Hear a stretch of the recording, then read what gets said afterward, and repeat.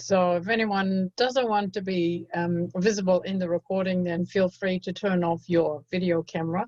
You can obviously still hear the session, but you won't be visible in the recording. So welcome everyone. It's Friday, the 25th for our lunchtime webinar today with Suzanne Henwood, Dr. Suzanne Henwood. We've been delivering these workshops throughout Mental Health Awareness Week, and we're absolutely thrilled that you're all here to join us today. I'll hand you over to Suzanne. Wonderful. Thank you, Natalie. And a huge thank you to Grow for adding bullying in as one of the options for the workshop. That's interesting. I'm trying to share my screen and I can see everything but my PowerPoint, which is very bizarre. Let me just try that again for you. I'll share my screen. How peculiar. I do apologize. You know, when you have everything planned and all ready to go, and then everything but the one you want shows up. There we go, that's better. So I hope you can all see the screen now. Just going to make it up onto full size and we will get going. So yeah, a huge thank you to Grow for the work they've done this week. I'm a great fan of Grow. You'll know that if you've heard me speak before. And yeah, do share your appreciation and thanks back to Natalie throughout today on chat. Bullying, it won't come as any surprise to you, is a massive issue, and unfortunately in New Zealand more than many other countries. The number of people registering for the webinar today was just an indication of that. We have some pretty bad press, or we have had in recent years, around bullying. So I thought we'd start with a quick poll about who's on the line and what your experiences have been. Have you been bullied? Have you seen somebody else being bullied at work? So we've just got a really simple poll, 2 questions. Have you been bullied yourself? Have you seen others being bullied? Just enter in your answers to that and give us an indication of who's on the line. And we're aware that there's probably a little bit of bias because you've probably got some interest in it to be here today. But yeah, it just gives us a bit of an indication. I mean, just look at those numbers. This is the reality of what we're facing in our workplaces, not only in New Zealand, but obviously the majority of people here today are in New Zealand. So far more people saying yes than no. And we know that whether or not you've been bullied or seen bullying, it can still impact on you. So just give that a few more seconds. We've got 64 of 87 people having voted. Thank you for that, for those that have expressed their views. And I'm not sure if you can see the results of that poll already, but if not, if we, when we end that poll, hopefully we can just put the results up there for you so that you can see the results of that. It's pretty telling that the number of people who have been bullied or have seen bullied, it's a real issue for many, many people. So it's also a huge issue to deal with in a very short webinar. And I wasn't quite sure what to include or what tack to take. I have been bullied myself. I'm a pretty strong woman, and it surprised me that I found myself on the receiving end of bullying. And I thought what I would do is go out to some of the experts that I link with globally and ask them if they had a short seminar to present, what would be their 3 key points. That was all that I gave them. And what I thought I'd do today is share their answers for you so that it's not actually my responses that you're getting, although I'm elaborating on some of the key points. And there was amazing commonality between the experts in what they came back as the key issues that they would share. Okay, so before we go on, it may or may not surprise you that actually there's no one agreed definition of bullying. And so part of the problem when we talk about bullying is what exactly are we talking about? Because everyone has a slightly different interpretation of what it is. We are going to send you these slides afterwards, so don't feel you have to take notes. We're going to send them through to you as a PDF. It can then be quite challenging to get an agreement with people when somebody feels they've been bullied and someone else is accused of bullying, to actually agree whether or not bullying has occurred. And you may have seen a newspaper or Facebook post this morning about someone accusing the premiere in Australia of bullying, and there's a big piece gone out that says, no, that wasn't bullying, it was a one-off rude event. There's a difference between bullying and just poor behaviour in a moment. One of the other things we have seen here is bullying in Parliament, just as there was a review here in NZ, there was in UK in the recent past as well.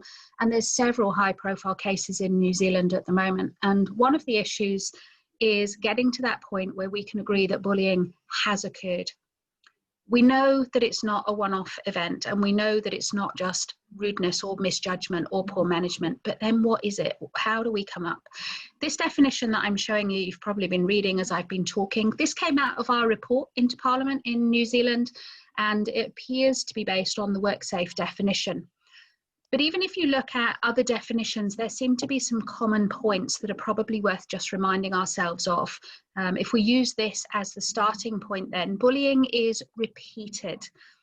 Some other definitions say it's persistent. So it's not a one-off event. If you go into work, someone's rude to you, that's unfortunate, it's inappropriate, but it's not necessarily bullying. It's unreasonable behaviour. Now that's quite a subjective word because what's unreasonable to one person may not be unreasonable to someone else. So how do we deem what reasonable is? That, I think, is another issue that we need to look at. It is aimed at a person. It's very definitely targeted, and it can cause physical or psychological harm. And I think the more that we're researching into bullying, the more we're really taking on board that psychological harm these days. And that may be relational. It may be conflict related, it may be connection or lack of connection orientated, it might be humiliation, it might be withholding data for a project that you need so you can't do your job properly, it might be cutting somebody out of an email chain or a meeting group at work so that you're not in the know of what's going on. So there are several different forms of bullying, and we haven't got time to go into all of them here, but if you're not familiar, it's really worth doing a little bit of a Google search about what aspects of bullying there are at the moment. I know when I was bullied, I didn't realize I was being bullied initially. I just thought it was horrible behavior, and it was only when someone said, you do realize you're being bullied, that I went and started looking up what bullying fully was and started to get really interested in it. Okay, so some of the common features that you'll find across, and some of these we've mentioned in that first definition already, it's inappropriate behavior or unreasonable, that other word that's often cited. That is determined by WorkSafe as any other reasonable person would not have behaved that way. Again, there's still an element of subjectivity in that for me. Still hard to define then the specificity of was it bullying and what constitutes bullying. It's not one-off, that's consistent, it's definitely repeated or persistent. Other definitions use the word deliberate or intentional, which means that in order to track that and to define that, it does need monitoring over time. The trouble with that is initially you may not have flagged it as potential bullying, so you don't keep records. A lot of that behavior may go past initially without you having kept any records whatsoever. It can lead, as I've already said, to both physical and psychological harm. It's not just the physical harm, the in your face, the shouting, the pointing fingers, and it may be sexually orientated or some other form of discrimination. So there's a wide base of what bullying can constitute. It can be in person, but it can also be other means, and we're seeing the growth of electronic and social media, or cyberbullying as it's being called, becoming a major issue for a lot of people, which means that you don't leave it at work. When you go home, you're still effectively at threat of bullying through social media. And we're seeing lots of other terms being used to describe certain aspects of bullying. You might have heard, for example, of gaslighting. That's a psychological manipulation, and it's really about discrediting and shaming someone, knocking their confidence and esteem over time. Maybe it's spreading rumors about them, getting them to question their own memory, perception, or judgment of what's happened. As I say, humiliation, intimidation, it's really trying to put someone down or take the credit for their work is another common aspect of that. Not everybody sees that as bullying when it's happening to them. I think if we're aware of that, we can label it, name it, then it's far easier to handle. Ostracization, a really common one as well, leaving someone out socially or professionally, not copying them on emails, not inviting them to emails, not giving them data to do the job well. Some people are even moved geographically away from their team, shutting them off on a physical level as well. So you can begin to see the difficulty with offering a catch-all one definition that will encapsulate all these forms of bullying. But at least this gives you a bit of a starting point, and there's a link there at the bottom so you can go and track that for yourself if you want to look further into what's being written, particularly in the New Zealand context. So I thought that was just a good kind of reminder what we're talking about, where it comes from. So what did these global experts say then? Their top tips for advice. There's a list of the beautiful people, all of whom are bullying experts in their own right, some of whom are on the call today. We know got Nikki Eyre from Conduct Change in the UK with us, and all these other people generously gave their expertise to help us prepare for today. And the three themes, common themes that came up across all of those people. First one's documentation and following process. So being really clear about what's required of you if you're following up on a claim of bullying. Maybe you're a manager following it up, or you're someone, a target who wants to know how to follow that. Getting the right support, and the right support is really key, not just any support. You need someone who understands what bullying is. And then absolutely key, and possibly should have been number one, but I put it as 3 to leave it with you. So research says it's either the first or the last point that you remember as the most important. So I'm going to go with leaving you that as the last one, because it is absolutely key. If you don't look after yourself, it's going to be a real struggle to kind of come out of this with any sense of health and well-being at the end of it. So I've just expanded on a few of these points. We're going to start with documentation first. And some of these points might look quite black and white on the slide, and the reality is that nothing's ever black and white. There's no one right way forward. But I'm trying to just give these experts advice on what they were saying in their comments. One thing that came across time and time again was document everything. Now, that can be difficult initially if you're not seeing that the behaviors going on is bullying. When do you start documenting? And you don't want to be so paranoid and distrustful that you start documenting things when you don't need to. So there is a point at which you have to make a decision that this might be bullying, and therefore you're going to start documenting things. And some things are easier to document than others. You can take copies of emails, for example. But if it's something verbal, you need to think about that in terms of how do you then document that? Do you follow up a conversation in a corridor with an email? Thank you, it was nice to bump into you. This is what we've just agreed, or this is what we discussed. There is that balance, though, of not becoming all consumed by thinking that you're being bullying and then starting to see bullying where it's not actually happening. So there is a balance to that. But the advice from the experts was document everything. Everything that you do document, store out of work. So take it home, don't leave it in the office. And if it's on a computer, send it to a private email address so that you've got copies of things that is outside the workplace. Obviously, you need to think about any confidentiality issues with that, but that was the recommendation.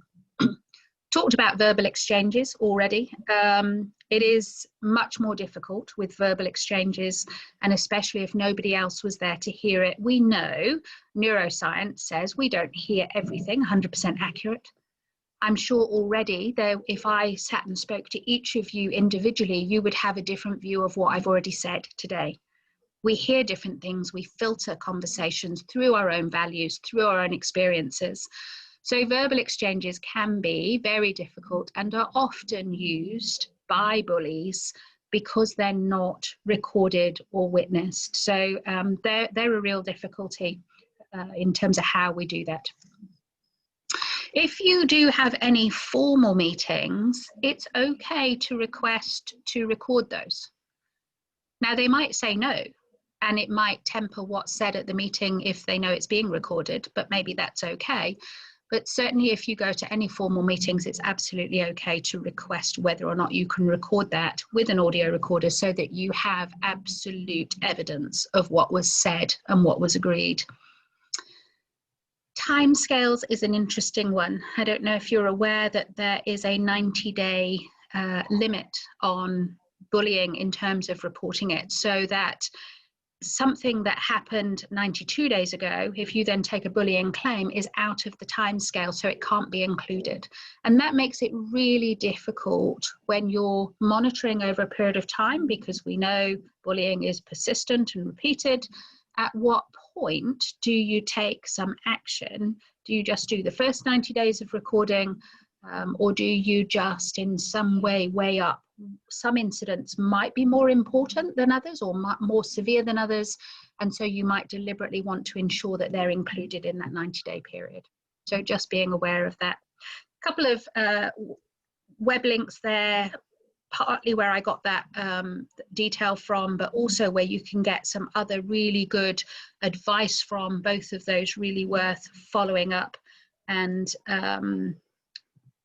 yeah, I think what I'll do now is open up the lines for any conversation, discussion, comments about that first point of process and documentation. Any questions you've got, or additions, because some of you will be experts in your own right and have a really good piece of advice to add in. Just unmute yourself if you have any questions, or Natalie, if anyone puts anything up on the chat as a question, let me know. Yes, I've got a question on the chat here from Catherine. She asks, is it always intentional? So is bullying always intentional? That's a really, really good question. And I think it's an it depends. That sounds like a bit of a cop-out. So many times when I was in this situation, I would come home from work and I'd go, do you think they know what they're doing? Because in my mind, it was like they can't not. And yet, I do know of people who have been accused of bullying who are then horrified, and they don't perceive it that way. They don't like the fact that they're even being accused of bullying. So I think there is a depends, maybe. I think when it is intentional, I don't know, maybe that's my filter, but I was going to say you'll feel it. You'll kind of know for yourself that you are the target, that you have a target on your back, and that behavior is targeted at you specifically, and you'll feel it. I think there are other grayer areas where you might feel like you're being targeted and it's not quite so clear cut. And Michael Plowright, one of the experts that commented for me, has done a few brilliant posts on LinkedIn recently about bullies can change. And I think the ones that can change are the ones that are not necessarily doing it intentionally, deliberately, that maybe it is the way they were taught how to manage, or something that's happened for them that means they are much more of an autocratic leader that might come across as more bullying. So I'm sorry if that's a little bit of a cop-out, but I think it's both and. I think some absolutely is intentional, and there may be a smaller percentage of it that is not intentional and actually is open to being worked with and changed. Yes. Questions regarding the 90 days. Is the 90-day a New Zealand rule? It is, but I know that it is also in some other legal frameworks as well. So I don't think it's exclusively New Zealand, but it is a New Zealand rule. Yes. And are you saying that outside of... Sorry, it's when you want to take a formal grievance. So if you're taking a formal grievance procedure in New Zealand, they will only consider for 90 days back from the point at which you take the grievance. Yes. Cool. Thank you. Which is quite an implication actually in terms of people making a decision whether to take action or not. Because sometimes you can have a really big event and then there be some resolution and time go on, and then something else happens and that first event can't be considered. Yes. If bullying must be repeated, how often must the behaviors be repeated to be deemed bullying, especially considering the 90-day window? How much does someone endure? Great question, and I haven't got a straight answer to that. I think this is one of those grey areas. There is no absolute definition of that. It's not that it has to be every day or every week and therefore it's bullying, but there is that nature of repetition that is part of that definition of bullying. My own perspective now, having been through it once, and I chose to leave a workplace what I called gracefully. I didn't take any legal action. I took a formal, actually, in fact, I took 3 formal complaints out. But my advice would be, don't let it be too many repetitions before you do something if you're going to take action. So if you're going to report it, if you're going to log it with someone officially, I wouldn't let it go more than 2 or 3 events before I initially reported it. You might find they don't take action at that point, but at least you've logged it as an issue, and then keep logging and keep documenting. Yes. It does depend how bad the event is, because having said that, if it's really severe, then I would report poor behavior after the first event. If it was really poor behavior, it might not come under the bullying title at that point, but I would still report it. Yes. Yeah, but that takes huge courage. Perhaps one last question before we move on to the next bit. Can you talk about bullies engaging others, often so that they are not the target? So that they're not seen to be targeting, is that the question? So bullies do often kind of create a little shield around them, and they will engage other people and get groupthink, especially with the gaslighting. They will be bad-mouthing someone, disrupting your reputation, discrediting you to other people. And then when there's that groupthink happening, it really is quite difficult to tackle if you're the target, because you really do start to doubt yourself. That's the risk. Well, actually, if all of those people think that, maybe I really am bad at my job, or maybe I really was inappropriate, or whatever it is that they're accusing you of. And so the gaslighting, I think, is a particularly difficult one to tackle as a form of bullying. Absolutely. Great questions.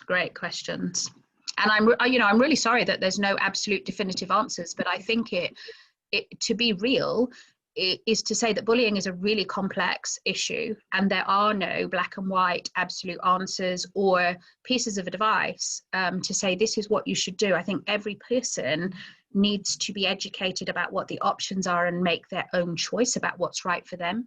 For some people, they will take legal action. For some people, they might take a grievance. For some people, they might just leave. For some people, they stay and tolerate the behavior because, they love the job, or they can't afford to leave their job, especially at the moment. So there is no one right way, but what I try to do when I'm working with people is let people see the options and really coach them through making a decision that's congruent for themselves in that context. Yeah. Okay. So the next one that the experts came up with was about getting appropriate support, and that word appropriate is quite key. Some people will offer support and they really don't know how to support you, and you could be given poor advice. So one of the keys to this was never meet the bully alone if possible. So always try to have somebody else around. If you're really trying to have an open conversation about this might be bullying, this is how I feel, make sure you've got someone there as a support person, or maybe HR person, or even somebody from outside to come in and just sit there and be in that conversation with you. It does definitely change the tone of what is said as well. But I think it just gives you that security of knowing somebody else is there and has got your back in the moment. It can be very disempowering to be a target, and you may not have the courage to stand up and voice, but a support person would voice it for you. Lots of conversations going on at the moment through the field of bullying about the role of mediation and whether mediation is appropriate in bullying. The general view seems to be that mediation is not an appropriate way to deal with bullying, that there is a real risk of re-traumatizing the target by putting them in a room where there's already a power discrepancy going on and having them sit to be basically bullied again within a formal structure. So if you are offered mediation, that's something to consider. And there are other ways of doing mediation. You could do, some people do 2 separate rooms and they see you individually. So it's a form of mediation, but it's not in the same room at the same time with you having to face someone that you believe is bullying you. So there's some big discussions going on around that. The other thing about getting support, I would say, is do your own research. Start to get clever about what support options there are and make the choice that supports you. There are some really brilliant resources and questionnaires around to help you assess whether or not you're being bullied. Again, if you're doubting yourself, to be able to go through a checklist and say, well, actually, it really does look like I'm right. This is inappropriate behavior. This is potentially bullying. It can give you the confidence that you need to take it further. Linda Crockett has a great list on her website, and I'll give you that website address in a minute. It'll be on the slide. And WorkSafe have a great list in their workplace document that just help you objectify whether or not you think that you're being bullied again at all or again. And you then have that evidence as you go and talk about that's your belief that you're being bullied. It doesn't come from an emotional place or a personal place. It comes from an objective list. I believe I'm being bullied because X, Y, and Z. I meet all these criteria on these lists. This is one of the lists from WorkSafe. And you'll soon discover that even with a list, it's still not clear cut, which means it is notoriously difficult to prove, and each person will have their own perspective. It can be really difficult then if you go forward and say you believe you're a target to get someone to say that they believe you, that they understand what you're going through, or that they even appreciate that they feel you have been bullied. And not having that voice can be really difficult when you go forward and nobody kind of just says, I hear you, I get it, I understand where you're coming from. But I do think using these lists can be a help, a starting place. The other list from WorkSafe, this is from page 7. I've done it in 2. So this is the document it's from if you go and search for it. I've done it in 2 parts because otherwise I couldn't physically read the writing. So I'll show you the bottom of it at the minute. But it does give you just some really core criteria to say, does that fit? Doesn't it fit? Am I experiencing this? So if you look down that personal attacks list, first one in white, ignoring, excluding, silent treatment, isolating. You could create the documentation behind that to say, I believe this is happening. I'm being isolated because there was this big project meeting and I wasn't invited. Or I'm being isolated because they've now moved my office away from the open plan office where the project team will work, and I'm in, you know, somewhere down the corridor in with a different team. You could pick any one of those and use it as a way of creating your argument to show that you believe you've been bullied. Constant criticism at work just stands out to me on the right hand side. So these kind of task related indirect bullying tactics. Still got excluding, isolating, ignoring your views down that right hand side, changing the goalposts. So when you hand a piece of work in, they say, oh no, we're working to different outcomes now, and they hadn't bothered to tell you. So it can be incredibly sobering, if you like, when you're in a difficult workplace to go through a list like this and actually have ticks next to lots of those issues. This is the bottom of the list as well. Just checking that I've kind of said everything that I wanted to. One thing that I would hugely advise you to do is, if you start to do this process, is create yourself some safe space to just breathe, get some clarity on what it is you want before you take any action. So just take some time out to really just look at the options, to get really familiar with what's available to you, and then you can give a considered response rather than a reaction that can be very emotionally driven. And as soon as you start acting emotionally back, then really the cycle escalates down and you start to lose control. One expert said, be strong enough to ask for help, Even the strongest get worn down to the point of PTSD, so prevent this by having support. So this is the level of which, if you don't get appropriate support and you try and tackle it yourself and it just keeps escalating, you know, we're seeing really serious mental health issues out of bullying, including PTSD and including right up to suicides, unfortunately. So I can't emphasize enough that the minute you think or feel that something is going on, go and find yourself some good support. Pretty much everybody gave that advice that asked. Their interpretation of what appropriate support was, it's appropriate, professional, qualified, experienced support. And that might even just be starting with what options are available to you. So it might be that you go to your organization in the first line, ask them what options are available. You might have an online counseling option available to you. You might have someone designated as a culture or HR expert for bullying that can talk you through what your options are so that you really know what you're doing before you make any decisions.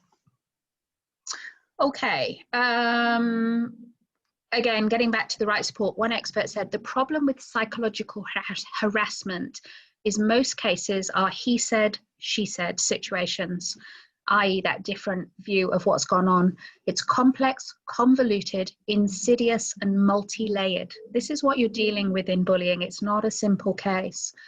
What we need is experienced, highly trained investigators. They're not your typical investigators. They need to have trauma-informed interviewing skills. Having an HR rep who's not trained, has no idea about psychological injuries, is a serious and costly mistake. If we had the right people doing the investigations, we would not see so many cases labeled unsubstantiated. So that was one of the comments from one of the experts. Some really hard-hitting advice there, but I can't agree more in terms of you making sure if you are a target that you get the right support for you that is really going to help you get through this, and preferably do more than just survive through it, but actually find a way through it so that you can be true to yourself and come out thriving in some way. As a coach, I would highly recommend considering coaching to help you make those decisions, to help you in a safe environment talk through what the options are, what you feel about those options, and thinking forward, what might happen if I went this route, what might happen? If I went this route, what might happen? So that you really do make some wise decisions. One expert wrote, here's the truth. You're going to feel like you're completely on your own. Colleagues may start by being supportive, but when it comes down to speaking up publicly or standing by you during meetings, they will fall away. Please don't blame them for this. They're fearful of losing their income and security. It's not about you. They're just taking care of themselves. You also have to realize that no one else will have the same relationship with the bully unless they're a group of you affected. They won't understand how it's impacting on you. So some really important points there. And if you are feeling isolated, and we know that isolation and lack of social connection is one of the key health and well-being criteria, more so than obesity, more so than smoking. If you're not getting that support at work, where are you getting it from? Can you find someone outside of work that can give you that social connection to see you through, to just kind of hold your hand through the whole process so that you're not on your own? The last thing you want to do is try and tackle it from a solo perspective, and be aware that it may end up with you leaving. And that feels really difficult to say, but with all my experience over the years, sometimes that's the best outcome. And to walk away, even though you're leaving a job and you're going to have to grieve that job that you've left, for your health and your well-being, the best thing you can do is walk away, because sometimes it just won't change. Experts said, don't stick with a team or company that doesn't align with your values. Believe in yourself and find a crew that are your people. You deserve more than this. And I think that's one thing to really kind of hold on to, is your own self-belief, your own self-identity, that the fact this is going on is not a sign that you are in some way broken or less than or not performing well. Gary Namey's research in the Workplace University in America shows that one of the most common targets are well-liked, competent, capable people. and they're targeted because of that. So, you know, we quite often assume if we're targeted that we must have done something wrong, we must be less than, we must be not good enough. It's actually not the case. And I often reflect back to people, what if actually you're being targeted because you are very good at your job? You're capable, you're competent, you're well liked, and that's what it is that they're targeting, because possibly they're not, and they're feeling that, so they want to disrupt it for you. Be aware as well that when you do take this through, often the bullies end up keeping their jobs. They might be moved laterally, or they might even be promoted, but they do often stay in the organization, and that can feel really unjust when you feel that your allegations haven't been taken seriously. And total opposite side of it, people do make false allegations. So have a little bit of compassion for the people investigating, that you cannot just assume that what is being claimed is right and what's being said is actually bullying. So that, you know, they do have to really go into some deep investigation to get to the bottom of it. Okay, not surprisingly, you can just feel that if that's what you're going through, and we've done a really quick fire, what it might be like to just find appropriate support, there is an absolute need to look after yourself if you feel that you're being targeted in any way, shape or form. I come from a medical imaging background, so forgive the images, but these sorts of things appeal to me. The one at the top is a normal brain on the left-hand side, and a brain that has had chronic stress on the right. You can see that it literally changes the shape and the quality of the brain tissue. It shrinks the brain.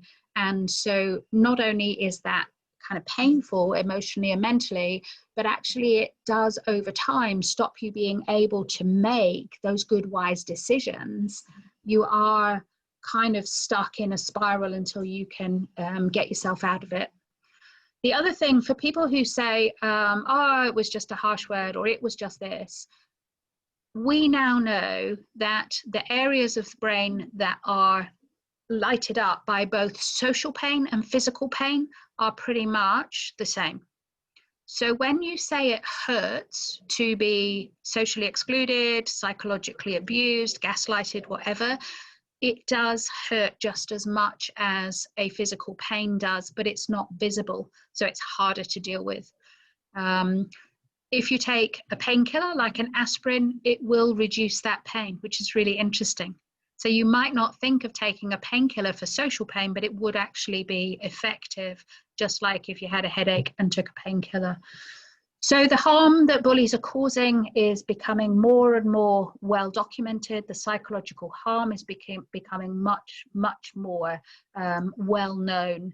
We're still not quite fully there in terms of how do we then treat it as seriously as a physical harm. It's not all bad news though. One recent meta-analysis showed that about half of the people in one study actually, over time, experience post-traumatic growth after serious bullying events.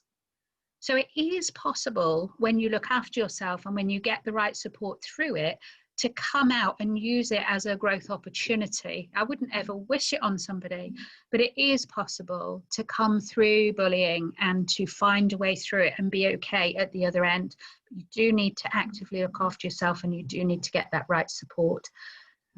So these were just some, this is again out of the WorkSafe document, just some of the evidence effects of bullying. So these are the sorts of things you might be looking for in your own life, or if you see a team member who's struggling, it might be you're seeing some of these in them, and you actually say to them, hey, do you think you need to go and get some support or look after yourself? We seriously need to find this wider way of looking after ourselves that's way beyond just eating and exercise, which are two of the common ones that we talk about. This beautiful little diagram is from Linda Crockett, one of the other bullying experts that I mentioned earlier. And she again is splitting psychological and physical impacts, and she gave me her permission to use this for today. I thought it was a beautiful little list that you might not put down to bullying in terms of if you had some of those signs or symptoms. You might even just go, oh, well, that was just X, Y, or Z. Ruminating thoughts, for example. You know, when you go to bed and you can't get to sleep because it's just playing over and over in your mind, or you wake up in the middle of the night and that's the first thing that you're thinking of. Grief and loss, you might be giving up on a job you love. You might be giving up on your reputation. That's all part of grief and loss. That hopelessness, that kind of almost learned hopelessness where you've tried to sort it, you've tried to do the conflict resolution, and you get to the point where you go, there's no point. I've given up. So some of these things you might not necessarily tag to workplace bullying, but they absolutely have, through research, been shown to be linked to workplace bullying, and gives you just an indication of how severe and how widespread, right down to common colds, flus, viruses. We know chronic stress affects your immune system. In fact, I was reading an article yesterday that pretty much said there isn't a body system that isn't affected by chronic stress. So every single one of your major systems, from gut to heart to immune, they're all absolutely affected by chronic stress. Okay, on the back of that, what I'd say to you is be aware of what your coping strategies are. So if you have been under chronic stress for a while, particularly if it's bullying related, what are you doing right now to help yourself get through it? And tough conversation I often have as a coach is, are those strategies resourceful and healthy?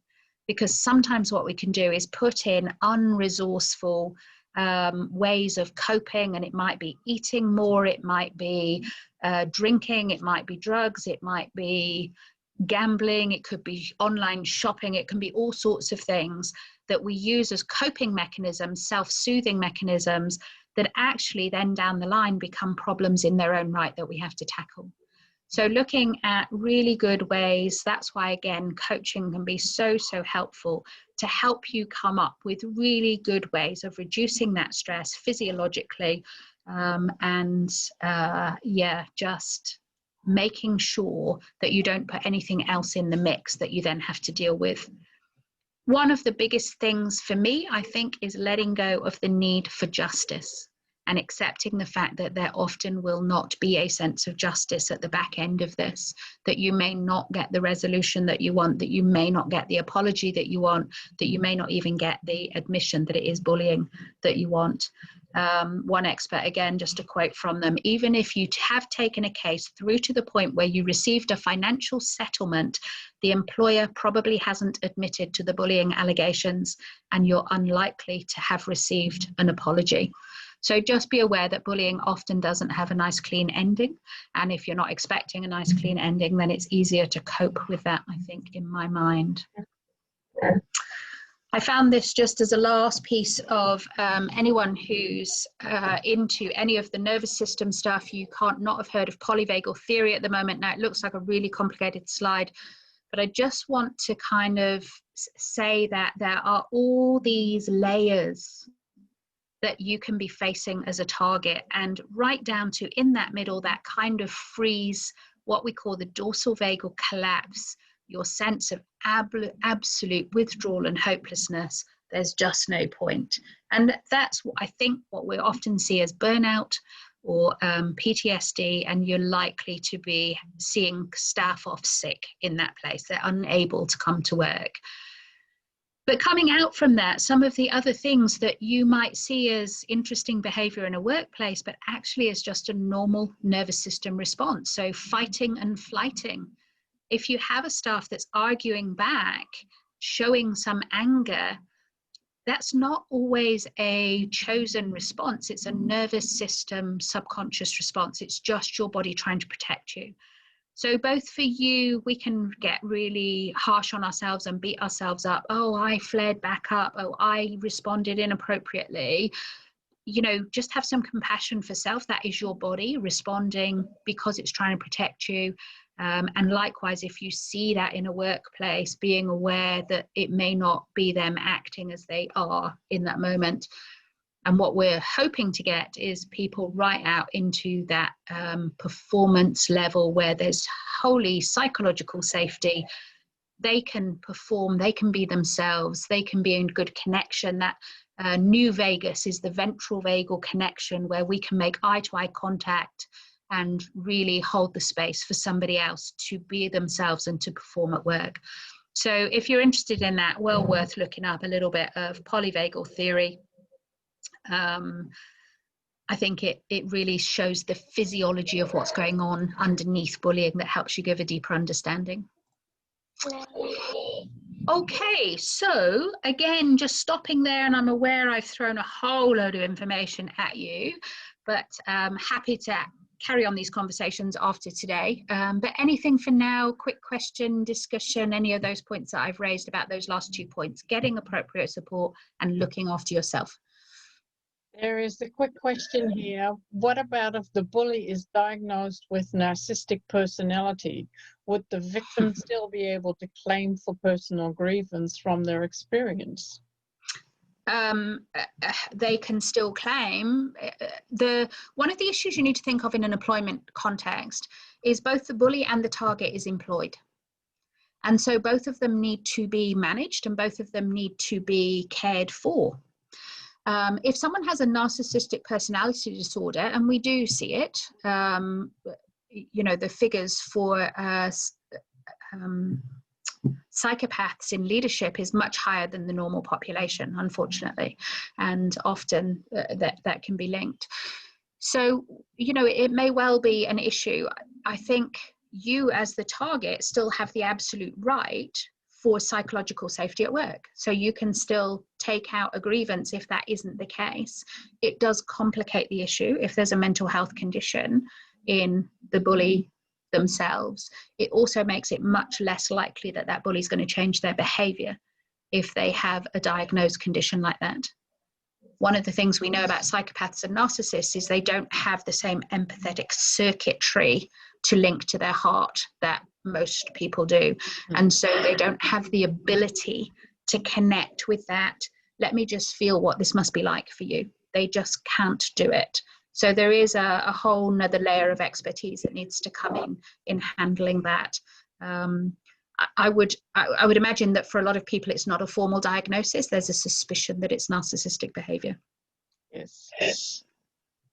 Thank you. Another quick question. What do you do with an unsympathetic HR person who just makes things worse? Yeah, it's a real point, and I really apologize if there's any HR people on board, and this wasn't set out at all to kind of because you get some really beautiful HR support. But remember, at the end of the day, and this might be a little bit controversial, the HR person is an employee of the organization. And they may well be getting pressure on them to behave in certain ways to protect the organization. And so we do see poor support being given sometimes by HR. So you might consider going out to a union. If you're in a union, you might consider going out to an employment lawyer who understands the bullying context, and then making sure that they come in on any meeting structure so that you have that support in addition to the HR support that you'd hope was there, but unfortunately often isn't. There's also some big discussion going on, as I said, about mediation and therefore the ERA process as to whether or not in New Zealand that is the best way forward. And there's certainly one organisation, Culture Safe, that is fighting for bullying to come under the Health and Safety at Work Act rather than employment law, because it does cause physical and psychological harm. So I think we're in a kind of paradigm shift where globally there's a definite call to manage bullying differently and more effectively. And there is becoming a recognition of the severity of bullying, but we're a long way off yet having a united approach to that. And just looking at the number of cases running in New Zealand at the moment shows how we're struggling to find a really good supportive way through for all targets. Yes. Another question is, if not mediation, then what else works? Yeah, I think mediation in a different way would be a good compromise, where you have a mediator seeing both parties separately. I think sometimes legal does work. You know, for some people, they will take formal legal action. Be aware, though, often with legal action, you might get the payoff. You often don't end up staying in the job, but also you often end up being required to sign some silencing order. And so you're not allowed to discuss the event outside or what's happened. I go right back to what I said up front in terms of making sure you fully understand what the options are and the consequences and implications of all those options before you take a particular way forward as a direction. Because there is no one easy route through this for people.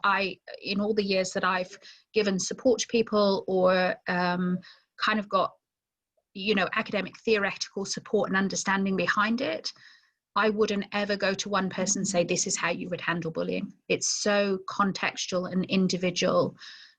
But yeah, being really aware of the potential repercussions. So for people who take, let's say, a constructive dismissal, being aware of what you're actually looking at. The payouts are very low. And if you then end up losing your job, but you've got a payoff of, I don't know, I pluck a figure out the air, $4,000 or $5,000, you still might feel like you're losing out.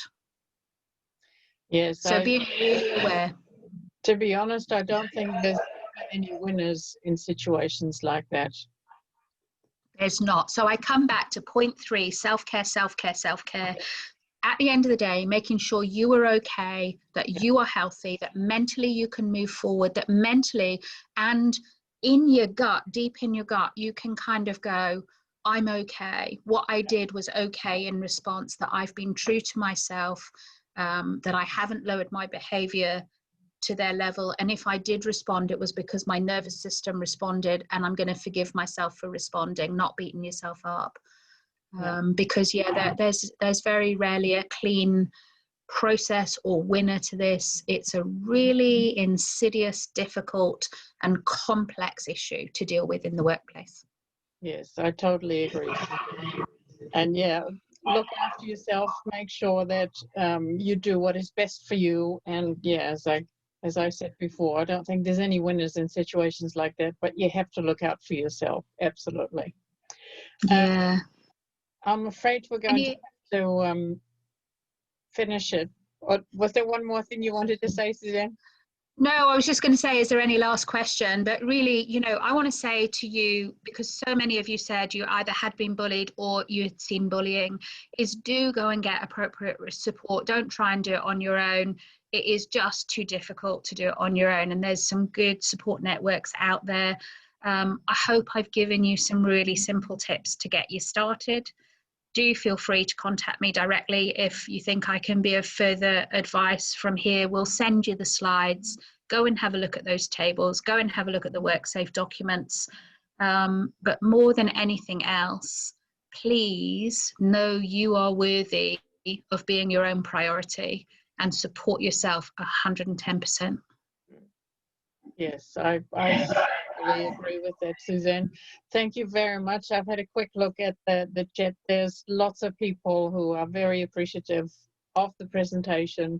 We at GROW are very appreciative of you too, Suzanne, for sharing your knowledge and giving your time to us for free. Thank you very much. It's been a my absolute pleasure. And for those who are still there, we do also have a follow-up workshop with Suzanne, but I'll put the details in an email to you all. Thank you very much for joining us. Ka kite and kia ka, New Zealand. Thank you.